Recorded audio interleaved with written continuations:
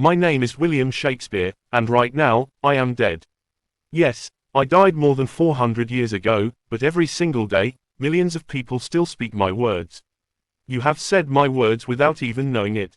When you say, love is blind, break the ice, wild goose chase, green-eyed monster, or, in a pickle, you are speaking my lines.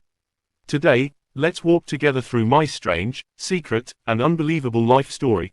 The real story, not the boring schoolbook version. By the end of this video, you will never see me the same way again. Let's start at the beginning. Imagine a small English town in 1564. The streets smell of wood smoke and horse dung.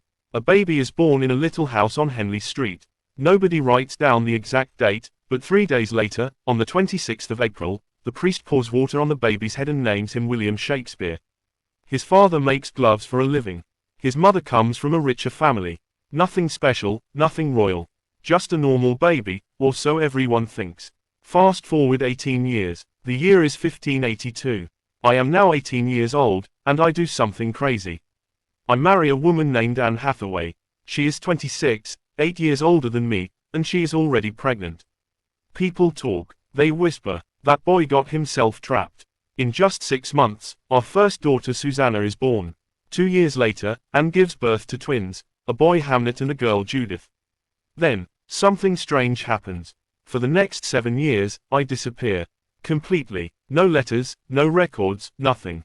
Historians call these my lost years. Where did I go? Some say I worked as a village schoolteacher.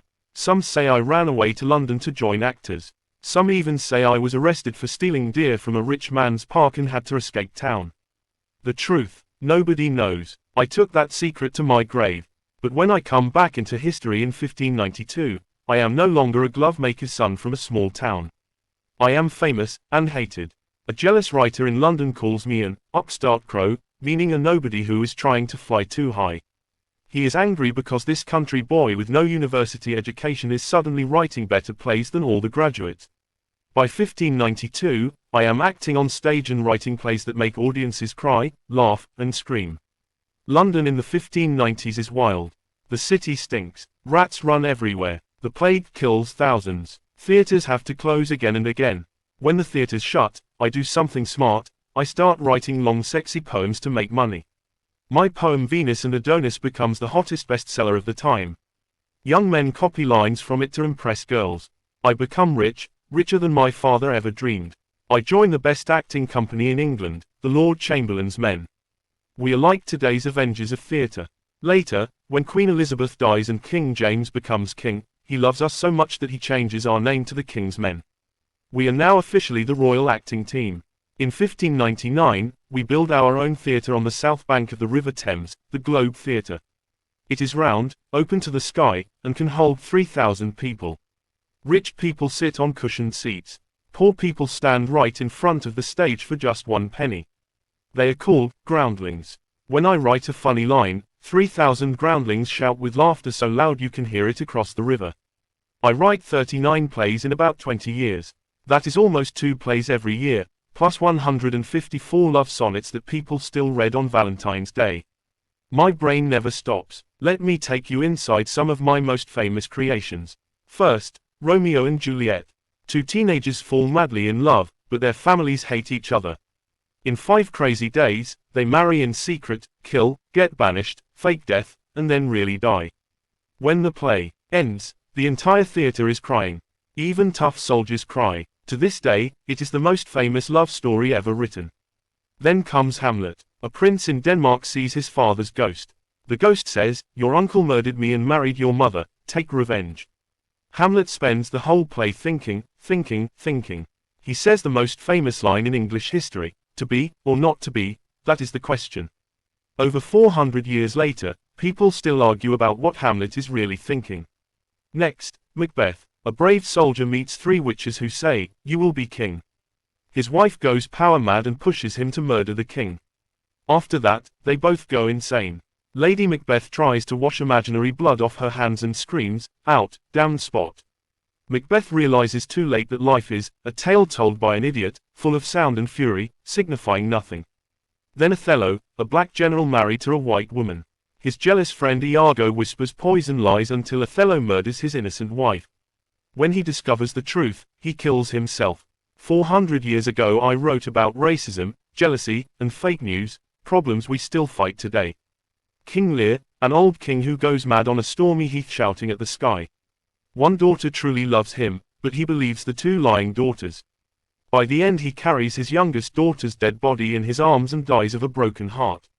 Many say this is the saddest story ever told. I also write happy stories.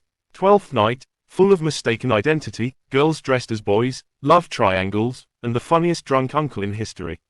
A Midsummer Night's Dream, four lovers lost in a forest where fairies put magic juice in their eyes and make them fall in love with the wrong people. Even the queen of the fairies falls in love with a man who has a donkey's head. Pure Madness and Joy. By 1609 I am one of the richest writers in England. I own the biggest house in my hometown, New Place. I own shares in 2 theatres. I even have my own coat of arms. That means I am now officially a gentleman. But life is not perfect. In 1596, my only son Hamlet dies at age 11. We never know why. Some say the plague. I never write about it directly, but many people believe the pain leaks into my later plays. Fathers crying over dead children appear again and again. Around 1610, I get tired of London. The city is noisy, dirty, and dangerous. I move back home to Stratford. I am only 46, young for today, but old in my time. I spend my last years as a rich retired writer, growing apples in my garden and lending money to neighbors. On the 23rd of April 1616, I die. I am 52 years old. Nobody writes down the cause. Some say too much drinking with friends. Some say a fever. My funeral is quiet. I am buried inside the church, a rare honor that costs a lot of money. On my gravestone, I write a curse. Good friend, for Jesus' sake forbear, to dig the dust enclosed here. Blessed be the man that spares these stones, and cursed be he that moves my bones. 7 years later, in 1623, my friends collect all my plays into one huge book, the First Folio. Without that book, half my plays would have disappeared forever. Only 18 plays were printed while I was alive, most were just copied by actors from memory. Now here is the craziest part. I never went to university. My wife and children could not read or write very well. Only 6 examples of my handwriting survive in the whole world, 6 shaky signatures, that's all. No letters, no diary, nothing personal. Because of this, some people say I never wrote the plays. They say a poor boy from a small town could not write such genius. They say the real writer was a rich, educated nobleman who hid his name.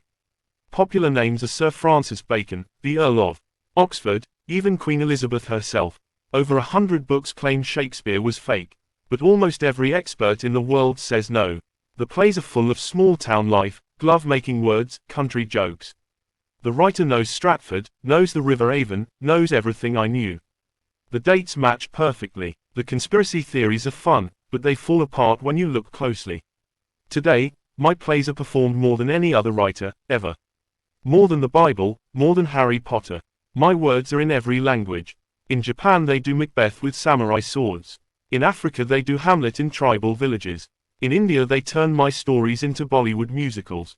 I gave English thousands of new words: lonely, bedroom, gossip, hurry, generous, gloomy, majestic, obscene, countless, and hundreds more.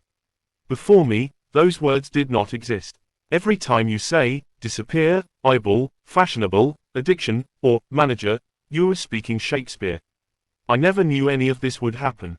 I just wrote because I loved it. I wrote fast. I never blotted a line, meaning I hardly corrected anything. My friend Ben Jonson said I wrote too fast and should revise more. I replied, would he had blotted 1,000, meaning I wished my friend had thrown away 1,000 bad lines. I was not perfect. Some of my jokes are dirty. Some of my characters say racist things, but that was normal in my time.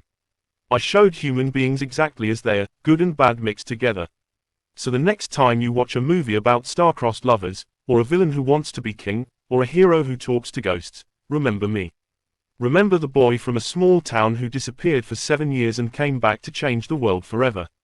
I have been dead for over 400 years, but every night, somewhere on earth, a curtain goes up, lights come on, and an actor steps forward and says, if music be the food of love, play on.